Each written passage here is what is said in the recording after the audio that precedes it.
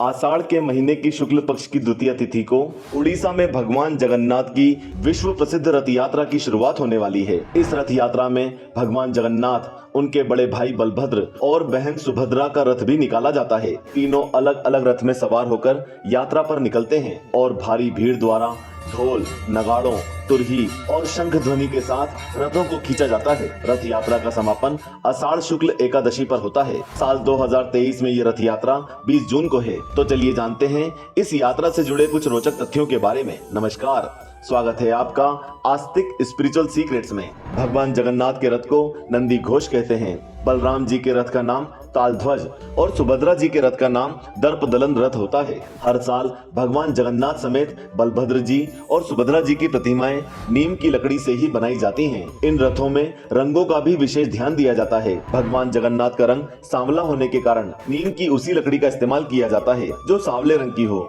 वहीं उनके भाई बहन का रंग गोरा होने के कारण उनकी मूर्तियों के लिए हल्के रंग की नीम की लकड़ी का प्रयोग किया जाता है। ज्येष्ठ पूर्णिमा पर जगन्नाथ जी, बलभद्र जी और सुभद्रा जी को 108 घड़े के जल से स्नान कराया जाता है। इस महान अवसर को सहस्त्रधारा स्नान कहा जाता है। जिस कुएं के पानी से स्नान कराया जाता है वो पूरे साल में सिर्फ एक बार ही खुलता है। भगवान जगन्नाथ के रथ में एक भी कील का प्रयोग नहीं होता। ये रथ पूरी तरह से लकड़ी से बनाया जाता है। यहाँ तक कि कोई धातु भी रथ में नहीं लगाई जाती है। रथ की लकड़ी को चुनने और इकट्ठा करने का काम बसंत पंचमी के दिन से शुरू हो जाता है और रथ बनाने की शुरुआत अक्षय तृतीया के दिन से होती है। रथ के लिए लकड़ी एक विशेष जंगल 10 पल्ला से इकट्ठी की जाती है। भगवान के लिए ये रथ केवल श्री मंदिर के बड़ई द्वारा बनाया जाता है। पुरी के भगवान जगन्नाथ के रथ में कुल 16 पहिए होते हैं। भगवान जगन्नाथ का रथ लाल और पीले रंग का होता है और ये रथ बाकी दोनों रथों से थोड़ा बड़ा भी होता है। भगवान जगन्नाथ का रथ सबसे पीछे चलता है। पहले बलभद्र और फिर सुभद्रा का रथ होता है। हर साल आषाढ़ माह के शुक्ल पक्ष की द्वितीय तिथि को नए बनाए हुए रथ में यात्रा में भगवान जगन्नाथ, बलभद्र और सुभद्रा जी नगर का भ्रमण करते हुए जगन्नाथ मंदिर से जनकपुर के गुंडीचा मंदिर पहुंचते हैं। गुंडीचा मंदिर भगवान जगन्नाथ की मौसी का घर है। यहां पहुंचकर विधि विधान से तीनों मूर्तियों को उतारा जाता है। फिर मौसी के घर स्थापित कर दिया जाता है। भगवान जगन्नाथ अपनी मौसी के घर पर 7 दिनों तक रहते हैं। फिर 8वें दिन आषाढ़ शुक्ल दशमी पर रथों की वापसी होती है।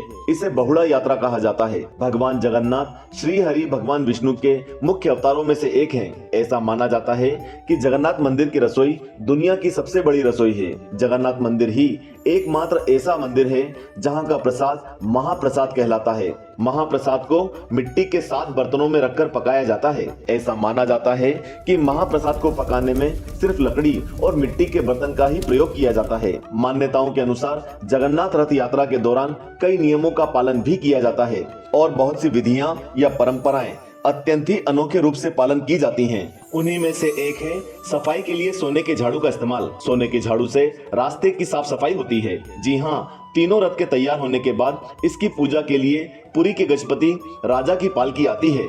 इस पूजा अनुष्ठान को छर पहनरा के नाम से जाना जाता है।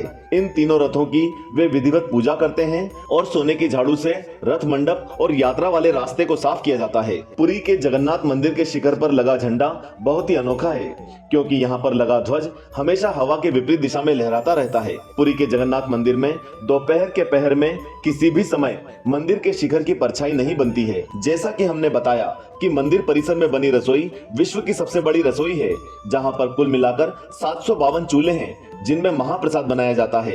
इस जगह पर जलने वाली अग्नि कभी नहीं बुझती है।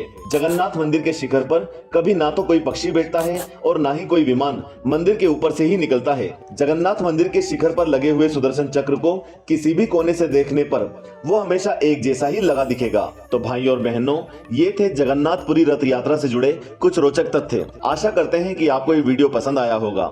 यदि आप भी कोई रोचक तथ्य जानते हैं तो हमें कमेंट बॉक्स में कमेंट करके बताएं। साथ ही वीडियो को लाइक कर शेयर भी करें। जय जगन्नाथ।